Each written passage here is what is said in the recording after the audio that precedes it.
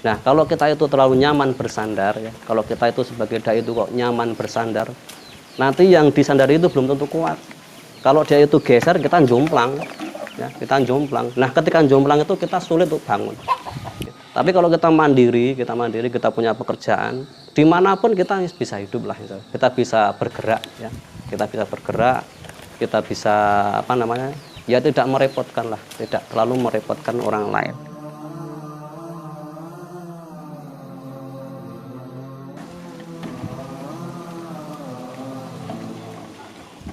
Pagi itu jam 5:30 kita persiapan untuk beres dulu atau membuat gula jawa itu ya, nanti jam 6 itu atau jam 6:15 itu sudah selesai, sudah sampai rumah. Nah, kemudian setelah itu persiapan ya, persiapan untuk berangkat ke MI itu biasanya kita jam 7 itu sudah sampai ke MI. Nah, jam 7 ya, jam 7 sudah sampai ke MI. Jadi jam 6 itu kita selesai beres, kemudian persiapan, sarapan dan mandi dan sebagainya. Kemudian kita mengusahakan jam 7 itu sudah sampai di MI ya.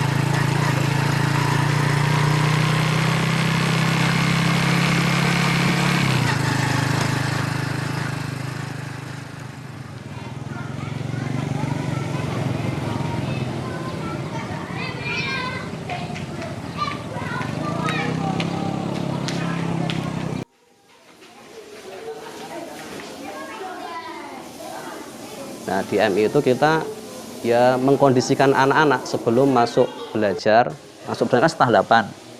Setengah 8. Jadi kita mengkondisikan anak-anak ya, jam 7 sampai setengah 8, setengah 8 kita itu dzikir pagi.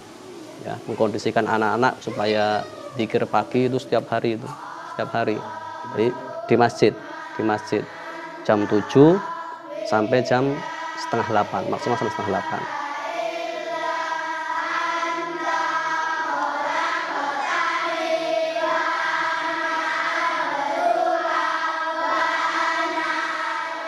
Nah, setelah 8 itu sudah masuk kelas ya, ya kita belajar seperti biasa ya. Ya kita mengajarkan ya Iqra, ya doa harian, ya tahfidz ya, bahasa Arab. Ya, saya paling bagus saya mengajar bahasa Arab ya, bahasa Arab. Nah, itu sampai rutinitas setiap hari. Jadi kita belajarnya di MI itu full ya, jadi pagi sampai setengah 2.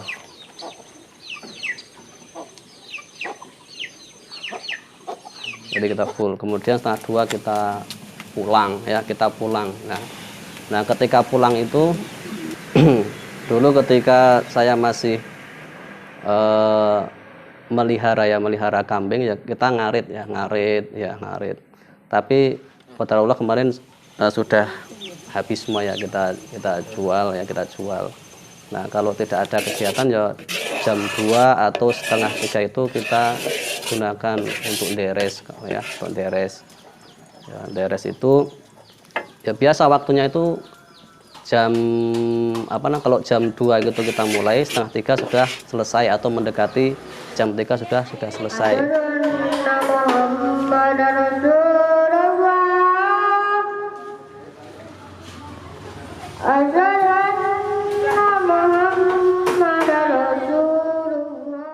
Kemudian setelah itu kita sholat asar berjamaah bersama anak-anak ya. Kita mengkondisikan anak-anak TPA ya. Di sini alhamdulillah itu sudah mulai berkembang, itu ada beberapa sekitar 20 anak TPA. Dulu cuma 5. Sekarang alhamdulillah setelah Covid ini dibuka itu sekarang hampir 20-an anak. Ya, dari tetangga desa itu juga ada. Dan pengajarnya itu ada sekitar 5. Jadi 5. Jadi setiap satu guru itu ngajarnya itu cuma sekali dalam seminggu. Dia 1 minggu. Iya. Jadi kemarin kita program itu gimana biar anak-anak tidak liar itu kan, seperti itu. Jangan sampai kita istilahnya itu kita kan ada beberapa guru itu Pak, ya, yang guru TPA itu ada guru-guru juga ngajar di tempat lain. Ya. Ya, motivasi kita itu bagaimana kita itu jangan sampai sibuk itu mengajar di mana-mana tapi malah di tempat kita malah nggak terurus seperti itu. Akhirnya kita rapat bersama remaja-remaja itu sama guru-guru itu, akhirnya mereka menyetujui. Ya, jadi malam ini kan kita cuma sibuk di luar, keluar ya, taklim keluar, ya, dakwah di luar, ngajar di luar, tapi di tempatnya sendiri malah tidak terurusi kan seperti itu. Ya, akhirnya jadilah itu TPA. Ya, kita sederhana saja kok, nggak yang penting nggak terlalu muluk lah ya, yang penting mereka itu bisa baca Al-Quran, bisa sholat, ya bisa doa-doa dan yang lainnya.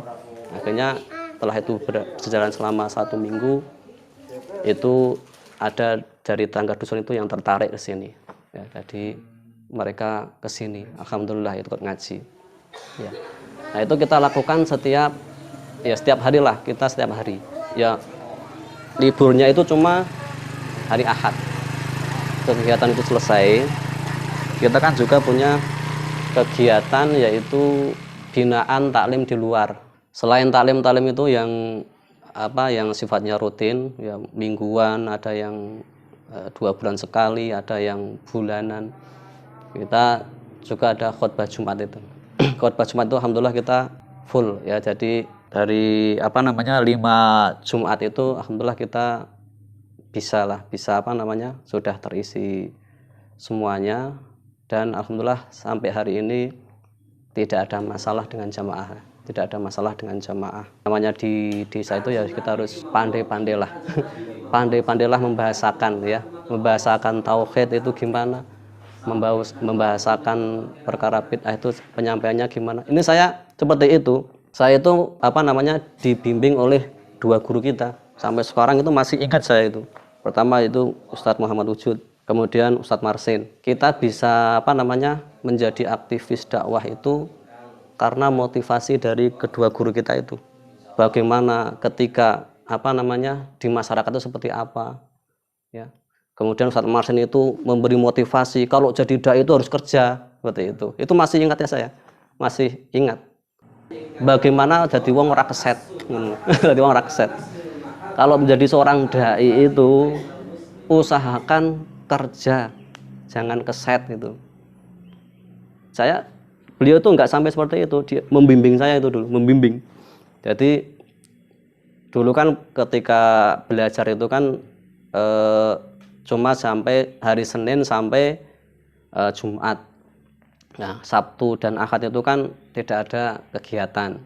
Nah, Sabtu dan Ahad itu saya gunakan untuk belajar bertani di tempatnya Ustadz Marsin. Ya. Enggak cuma teori tapi langsung ke praktek. Yo macul, yo plastiki, ya. Kemudian yo nyemprot, pagi-pagi itu nyemprot, ya, nyemprot. Jadi memang seperti itu harus seorang dai itu harus istilahnya itu harus mandiri ya, harus mandiri. Ya, jangan terlalu kita itu bersandar ya. Walaupun kita itu istilahnya itu diberi istilahnya mukafaah, tapi kita harus mandiri. Pertama kita lebih punya izah ya, pertama lebih izah. Nah, kalau kita itu terlalu nyaman bersandar ya, kalau kita itu sebagai dai itu kok nyaman bersandar, nanti yang disandari itu belum tentu kuat. Kalau dia itu geser, kita jomplang ya, kita jomplang. Nah, ketika jomplang itu kita sulit untuk bangun. Tapi kalau kita mandiri, kita punya pekerjaan. Nah, dimanapun kita bisa hidup lah, kita bisa bergerak ya, kita bisa bergerak, kita bisa ya tidak merepotkan lah, tidak terlalu merepotkan orang lain.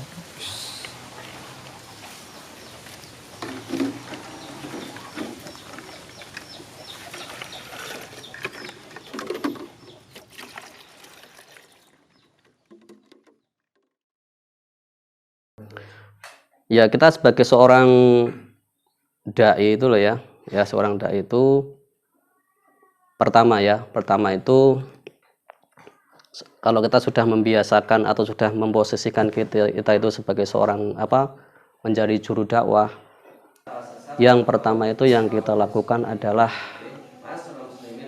menata niat dulu, karena ada pepatah mengatakan wa kana lillahi yabqa, segala sesuatu itu kalau diniatkan karena Allah itu akan langgeng, akan continue, akan istiqomah. Atau ada seorang ulama mengatakan segala sesuatu yang tidak diniatkan ikhlas karena Allah maka la yanfa wa la yadum, tidak ada manfaatnya dan tidak akan langgeng. Kalau kita itu sebagai seorang memposisikan kita sudah niat menjadi seorang juru dakwah atau seorang dai, ya kita niatkan ikhlas karena Allah Subhanahu wa taala, itu memang kewajiban. Itu memang kewajiban. Bukan kewajiban siapapun, memang kita niatkan itu kewajiban kita. Kewajiban kita. Kalau kita itu sudah mengatakan punya azam bahwa itu memang kewajiban kita, dan kita niatkan karena ikhlas karena Allah Subhanahu wa taala, maka itu akan langgeng terus. Walaupun ada apa-apa itu akan terus, berjalan terus, nggak nengok ke belakang. Ada gangguan kanan kiri kita terus. Kemudian yang kedua, seorang dai itu selain dia itu menata niat, yang kedua seorang dai itu harus seperti tadi harus bekerja, harus bekerja.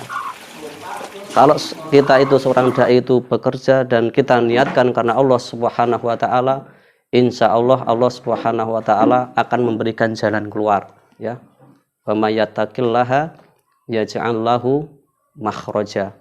Barang siapa yang bertakwa kepada Allah, insya Allah Allah Subhanahu wa taala setiap kesulitan kita, setiap permasalahan kita, pasti Allah Subhanahu wa taala akan memberikan jalan keluar. Jadilah dai yang semangat, dai yang tangguh, jangan dai yang pelempem, cuma sedikit sudah melempem, cuma masalah duniawi sudah melempem. Tapi kalau dai itu sudah dia itu punya pekerjaan sendiri, dia itu semangat, tidak loyo, insya Allah Subhanahu wa taala akan memberikan kemudahan untuk kita semuanya. Itu seperti itu.